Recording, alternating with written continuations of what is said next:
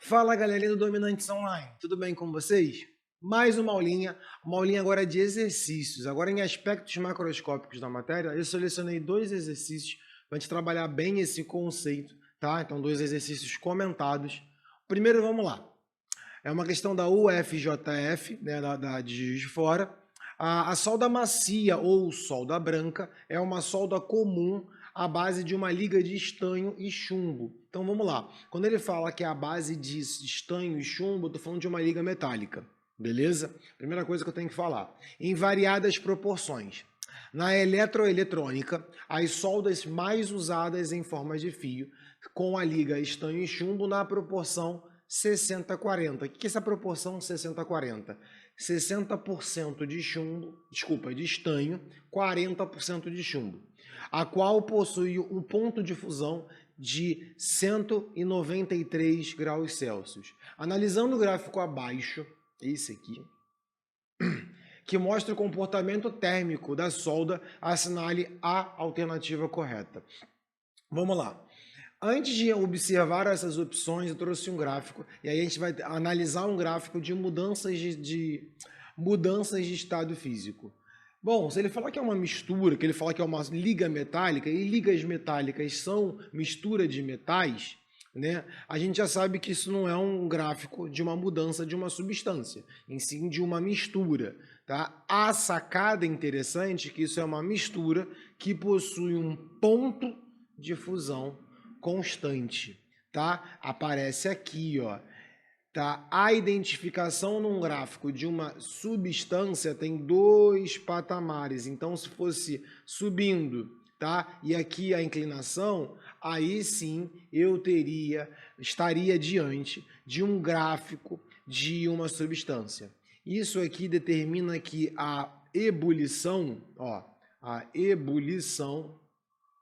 ocorre com variação de temperatura, tá bom? Esse ocorre com alguma das mudanças de estados físicos, ocorre com mudança de temperatura, eu tenho uma mistura. Ok, vamos ver as opções. A solda é constituída por substâncias com impurezas e com temperaturas de ebulição constante. Peraí, então ele está falando que a solda é constituída por substâncias. A solda é uma mistura, já não pode ser, tá? O fenômeno que ocorre na região B, né, é essa região aqui, tá? É a solidificação. E há três fases em equilíbrio. Solidificação seria a formação de um sólido, não é? Esse gráfico está aumentando de temperatura, então aqui é a passagem do sólido indo para o líquido. Então aqui o que a gente está acontecendo é a fusão. E se fosse a fusão, você teria a parte sólida e a parte líquida. Você teria duas fases em equilíbrio, não três. Tá? Então aqui tem muitos erros num só argumento.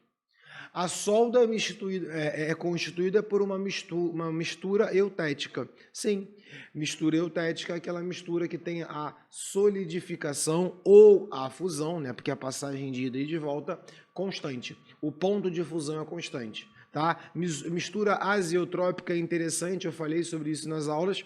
A mistura azeotrópica é aquela que ebule, né? Que a ebulição é constante. Não é a fusão aqui, não é a resposta. A resposta é a letra C. Mas, para a gente continuar e fechar e extrapolar todos os conceitos da questão, na letra E, ele propõe que na região D coexistem fases líquidas e gasosa, tá certo? E a temperatura permanece constante, tá errado? A temperatura não permanece constante. Isso é uma faixa onde ocorre um aumento na ebulição, tá? Beleza? Tranquilo? Então, aqui não pode ser, a resposta certa é letra C. Aqui está errada, constante também. Beleza? Coloquei até uma folha achando que ia fazer mais anotações aqui, não foi o caso.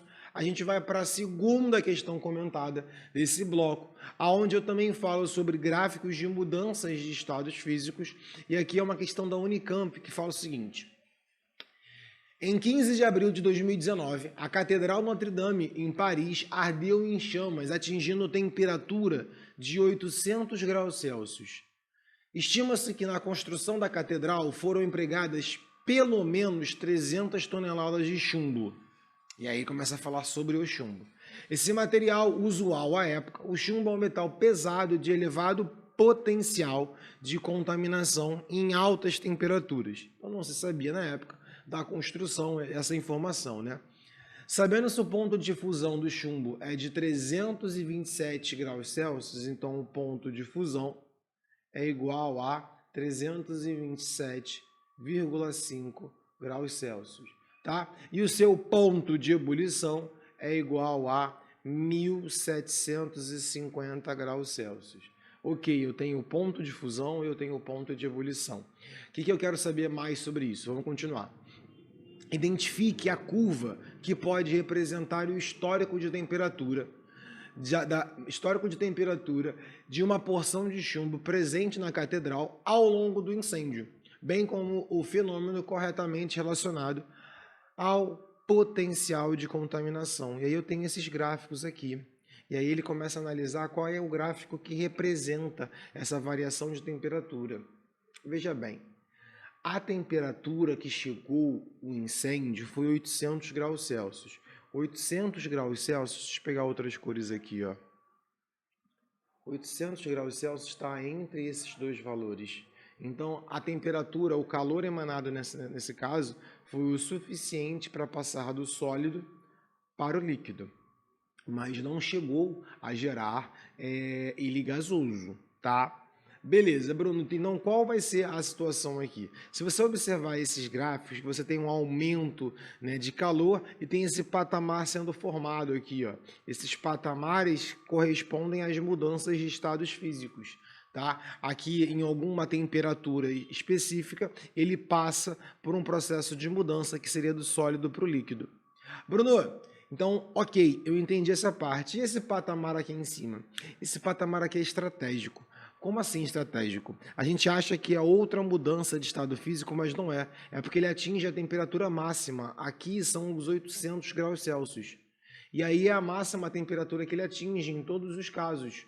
Até que você começa o incêndio a ser apagado, o incêndio a ser resfriado.